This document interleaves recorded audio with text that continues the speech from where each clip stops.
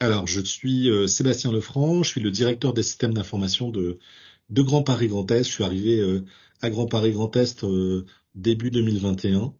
Et l'un des tout premiers objectifs que le DGS m'a fixé, c'est justement la gestion à la fois des courriers entrants, mais également de tout ce qui est relation avec les usagers.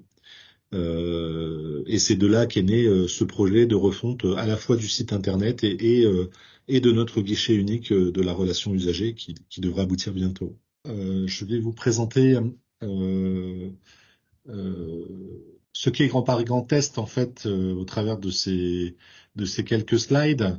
Donc Grand Paris Grand Est, c'est un établissement public territorial. On est le territoire neuf de la métropole du Grand Paris. Et la particularité de l'EPT, c'est il est jeune, il a été créé en 2016. Il regroupe 14 communes de l'Est de la Seine-Saint-Denis. Et cela représente 401 000 habitants et 154 000 foyers, un peu plus de 150 000 foyers. Et nous sommes à peu près 200 agents. Et on a environ, on a plusieurs compétences qui ont été transférées, notamment la prévention et la gestion des déchets, mais aussi l'assainissement et l'eau, l'aménagement et l'urbanisme, l'habitat, le développement économique. Donc voilà, on est un territoire jeune et on a été un peu entre guillemets obligé de se mettre en route très rapidement pour faire face en fait aux besoins de nos usagers. Alors, on est parti d'un postulat et d'un état des lieux lorsque on a commencé à se pencher sur la GRU. Euh, voilà.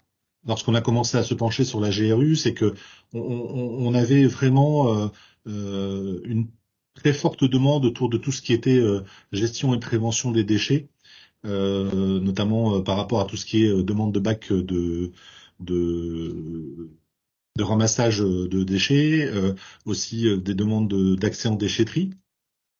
Et puis à côté de ça, on s'est rendu compte que il y avait un certain nombre de projets qui arrivaient, qui allaient nécessiter de mettre en place un guichet pour répondre à nos usagers. Hein. Donc on a un plan qui est le plan Marne propre, qui actuellement est en cours et consiste à mettre plus de 6 000 parcelles en conformité au niveau de l'assainissement, notamment dans la perspective des JO de 2024.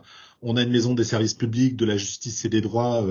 Euh, dans laquelle on fait de la prise de rendez-vous, dans laquelle on fait de la gestion de file d'attente. On a un site de coworking qui s'appelle Le Plateau, qui est à Montfermeil, et dans lequel on peut louer des bureaux.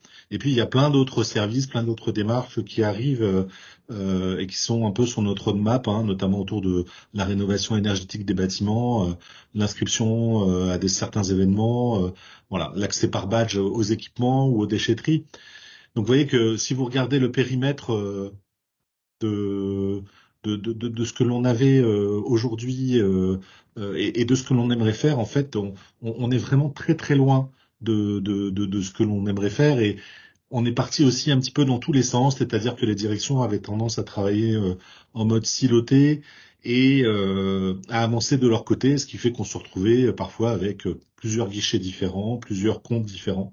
Donc c'était quelque chose qu'on voulait aussi euh, améliorer. Du coup, on s'est penché donc avec les directions, on a vraiment entrepris une démarche d'analyse de nos besoins, d'analyse des besoins avec les usagers. Donc, on a fait aussi des ateliers avec nos usagers, avec les entreprises du territoire également, pour voir ce qu'elles attendaient de l'EPT et ce qu'elles attendaient surtout d'un guichet unique. Et on est arrivé donc sur certains critères en fait qu'on voulait impérativement imposer à la solution qu'on recherchait. Alors d'abord il y avait le critère facile à lire et à comprendre, c'est-à-dire qu'on généralement les sites sont très institutionnels mais pas forcément orientés usagers, donc on a vraiment voulu faire en sorte d'orienter la lecture et tout ce qui est écrit sur le site vers l'usager avec des termes simples et pas les termes techniques que l'on emploie nous au sein de l'EPT. Euh, on veut que la solution en fait soit mobile first, c'est-à-dire que on voudrait qu'elle soit conçue en priorité pour les appareils mobiles. On voulait impérativement que le guichet unique soit intégré au site internet. et on en reparlera après avec Sendbird, mais leur solution justement l'est. C'est-à-dire qu'on voulait pas partir sur un autre site, un guichet à part. On voulait que les démarches soient intégrées au milieu des pages et que le guichet unique soit vraiment une partie du site internet. Bien entendu, on voulait qu'il y ait un respect du référentiel général sur la sécurité. On en parle beaucoup actuellement avec les collectivités qui sont prises pour cible. Un élément important aussi, c'est que on souhaite que notre site soit éco-conçu, c'est-à-dire qu'il ait un éco-index qui ne dépasse pas un score de C, on vise B. Et ça, c'est très important pour nous dans la démarche. Euh, on souhaite aussi, par rapport au référentiel général d'accessibilité, eh bien un niveau AA, c'est-à-dire 80% des critères respectés, et puis également respecter le RGPD, c'est-à-dire ne pas avoir 30 guichets, mais avoir un seul guichet unique où sont les données personnelles de nos usagers, de nos entreprises, avec le principe du dites-le nous une fois, le principe de sécurité. Donc voilà, c'était les éléments essentiels en tout cas par rapport à la solution, c'était d'avoir ces différents critères-là. Et puis après ça, donc on s'est mis en quête d'une solution qui couvrait le plus nos besoins. Et donc parmi les fonctionnalités que l'on a recherchées le plus, on avait bien entendu un compte client unique pour toutes les démarches avec une fédération d'identité et également compatible France Connect. On voulait bien entendu un outil de prise de rendez-vous en ligne ou en back-office. On voulait la possibilité de gérer nos flux d'usagers, notamment dans notre maison des services publics. On voulait faire de la réservation de salles. On voulait faire du paiement en ligne. Un élément important aussi, c'est que on cherchait impérativement à faire nos démarches nous-mêmes le plus possible, c'est-à-dire ne pas devoir à chaque fois faire du développement pour concevoir de nouvelles démarches, mais pouvoir les développer nous-mêmes et avoir un certain nombre de fonctionnalités, de conditions, de possibilités pour les aménager nous-mêmes en interne, c'est-à-dire ne pas faire de développement, mais vraiment les réaliser nous-mêmes. Bien entendu, avoir un outil de statistique et de suivi. Un élément important aussi, c'était avoir un front office pour les usagers, mais aussi un back office gagnant-gagnant. C'est-à-dire qu'on avait vu un certain nombre de solutions et c'est vrai qu'il y a des front office pour les usagers qui sont vraiment très sexy, très orientés usagers, avec des back office qui sont vraiment très difficiles à utiliser pour les agents. L'enjeu pour les agents, c'est vraiment aussi de gagner du temps. Donc, il faut qu'on soit gagnant des deux côtés, à la fois pour l'usager et à la fois pour l'agent. Donc, avoir un back-office qui permette à l'agent de trouver ce qu'il veut rapidement, de traiter rapidement les demandes, et puis aussi de faire remonter un certain nombre d'informations au niveau des usagers. Et puis, on voulait également une solution interopérable, c'est-à-dire qu'on voulait miser sur un système qui nous permette dans le futur, si on décide par exemple de mettre en place une gestion des accès dans nos déchetteries, eh bien qu'il puisse nous permettre d'échanger avec nos outils métiers pour pouvoir mettre en place cette gestion d'accès à partir du guichet unique et de traiter bien entendu toutes ces démarches et toutes ces choses-là dans nos outils métiers également. Donc vraiment, on cherchait une solution interopérable. Alors c'est ce qui nous a plu avec Sendbird, c'est que il cochait une majorité, voire toutes ces cases. Le compte client, ils l'ont. La prise de rendez-vous en ligne, c'est leur cœur de métier et c'est quelque chose qu'ils savent très bien faire. La gestion de flux, c'est quelque chose qu'on ne trouve pas forcément au niveau des outils de GRU et que Sendbird possède. Le paiement en ligne, la réservation de salles ou de sites, ça c'est quelque chose qu'ils font également. Ils ont un très bon ratio RGA également. Donc ça c'est quelque chose qui a retenu notre attention. Et puis au niveau du back-office, le back-office est très agréable à utiliser à la fois pour concevoir des démarches, mais on a bien aussi aimé le back-office destiné aux agents. C'est-à-dire qu'on trouve qu'il est plutôt intuitif, plutôt bien fait. Et donc c'est pour ça on a fait ce choix de partir avec Sendbird. Voilà pour la présentation de la démarche. Alors, on a vraiment essayé le plus possible de bâtir quelque chose avec nos agents. C'est-à-dire que on a vraiment fait en sorte de mener le plus possible la réflexion avec nos agents pour les impliquer dès le départ dans ce qu'ils voulaient, dans l'optimisation de ce qui existait déjà, et puis aussi dans dans la définition de ce qu'il voulait dans le futur.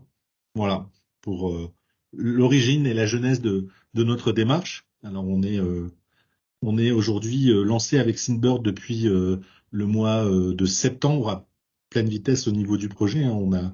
On a signé mi-2023 et on a commencé à travailler réellement ensemble avec Synbird. Alors le projet, on l'a loti en 3 étapes, hein. On, on souhaite sortir notre nouveau site internet et notre nouveau guichet début 2024, dans le courant du premier trimestre 2024, donc un gros travail à effectuer.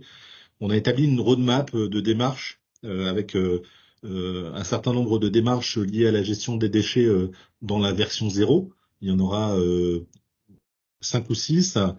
Également la prise de rendez-vous et la réservation de salles au niveau du site de coworking.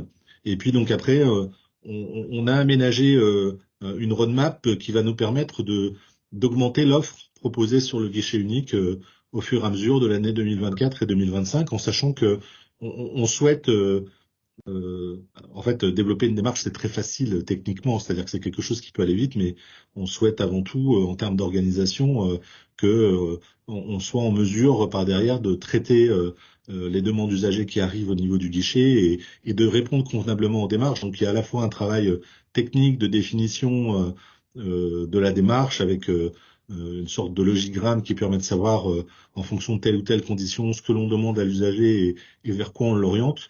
Et puis il y a aussi tout un travail de traitement, c'est-à-dire d'imaginer les différentes étapes du traitement de la démarche, qui traite la démarche, comment on s'organise en interne pour traiter la démarche et pour faire en sorte que l'usager obtienne une réponse à ses questions. Au niveau de la méthodologie projet avec Synbird, donc Nam est notre chef de projet dédié, donc elle a été affectée à ce projet pour travailler avec nous. Donc il y a une première étape par rapport à un cahier des charges que l'on avait défini sur un périmètre de version 0. Il y a une première étape d'abord de lotissement du projet, c'est-à-dire qu'on a fait en sorte de travailler sur différentes parties au fur et à mesure. On a travaillé sur les démarches en tant que telles, où là on a défini un certain nombre de logigrammes, hein, et d'actions avec NAM pour développer ces démarches. Ensuite, là, on a enchaîné sur la partie prise de rendez-vous. Et à chaque fois, on implique les utilisateurs pour les former et les accompagner dans la prise en main de ces nouveaux outils. Et puis, on va travailler ensuite sur la gestion de flux euh, en troisième étape. Donc, euh, ça se passe très bien. On est vraiment très bien accompagné, hein. Synboard s'est montré très disponible et très adaptable aussi par rapport à ce que l'on souhaite. C'est-à-dire qu'on est venu avec un cahier des charges assez précis et il y a eu des moments où on pouvait pas faire exactement ce qu'on voulait. Donc Nam nous a réorienté vers d'autres solutions et nous a toujours permis de trouver des solutions. Et donc, au bout de ce process de projet, ce qui va se passer, c'est que là, c'est Synbird qui a développé les démarches et qui va ensuite faire une sorte de tuilage avec nous pour nous passer la main et nous accompagner dans la prise en main des nouvelles démarches qu'on a prévu de développer. C'est-à-dire que euh, on souhaite vraiment, hein, je vous le disais tout à l'heure, avoir une autonomie au niveau de ce projet et donc ils vont nous former après au niveau de leur back-office pour qu'on puisse développer nos démarches. Et puis il y a une dernière étape aussi qu'on va mettre en place, c'est l'interconnexion avec des outils tiers, notamment au niveau de la gestion des déchets. Donc là, il y a des discussions en cours avec nos différents prestataires, notamment sur de la commande de bacs de ramassage de déchets, éviter la ressaisie entre systèmes et faire en sorte que Synlord soit capable de verser directement les demandes dans les outils métiers et de récupérer les statuts de traitement. Donc ça, c'est des choses aussi qu'on va enclencher en 2024 et c'est ce qui est prévu dans notre roadmap. Le BABA, hein, de la démarche, c'est de ne pas l'ouvrir en ligne tant qu'en interne, on n'a pas une organisation et des ressources qui permettent de gérer correctement le traitement de la démarche. Donc, ça se fait par un workflow, j'appelle ça ouais, un workflow, un logigramme qu'on définit d'abord sur papier et qui après ça, alors ce qui est intéressant avec la solution Synbird, c'est qu'on le voit. C'est-à-dire que dans le back-office de Synbird, en fait, le logigramme, vous le voyez avec ces différents enchaînements.